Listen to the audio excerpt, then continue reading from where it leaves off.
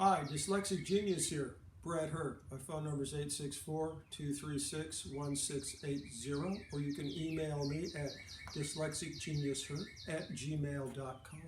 I'm back on the VIC-5 working on the tone arm, and I did say in a previous video, how am I going to hold the tone arm to work on it? Well, let me show you something. Right here I have a tone arm of 4, and you see how this is all just going to have to be repainted and restriped and cleaned up.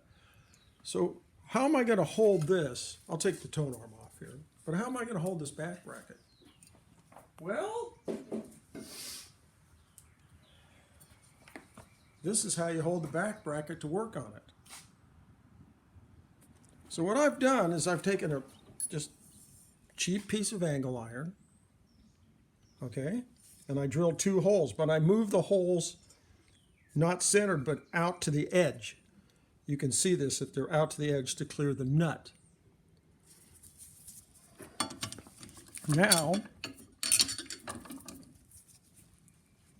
I can work on my tone arm. And you remember I've described the veneer calibers? Well, this circle right here, this is the end piece that goes into the tone arm that holds it together on a Victor machine. But you have to know that measurement. That's just under 1/2 inch. So what I did was, I measured my 1/4 inch Allen bolts is what I used, and these are smaller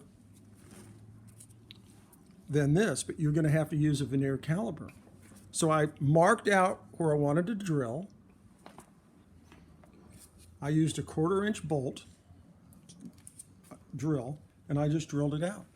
I center punched it with this. Everybody has a center punch in their shop or in their garage. They all have 1/4 inch drill bit, hand drill, but I use my drill press. You can use a hand drill, and a hacksaw. It's called hacksaw and file. This is really easy. The other nice thing about this is you can hold it to sand, and you'll see that I've bondoed this in because castings are really porous. And when Victor painted these, they used a filler in the black enamel like Edison did to hide all this. They didn't want to go to the expense of pore filling. You're going to have to pore fill because you're going to have to strip this up. I had that chemically stripped. Now I'm pore filling, and then I'll show you how I paint it. This is really easy because we're now getting in the over 100-year-old on these things. You know, they're sitting in the attic, they're shot.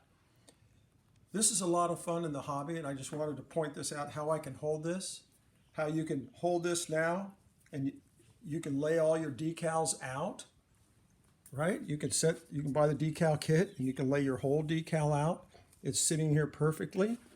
And then you can just flip it around as you want to work on it. It's a lot of fun. Hey, and that's my tip for the day.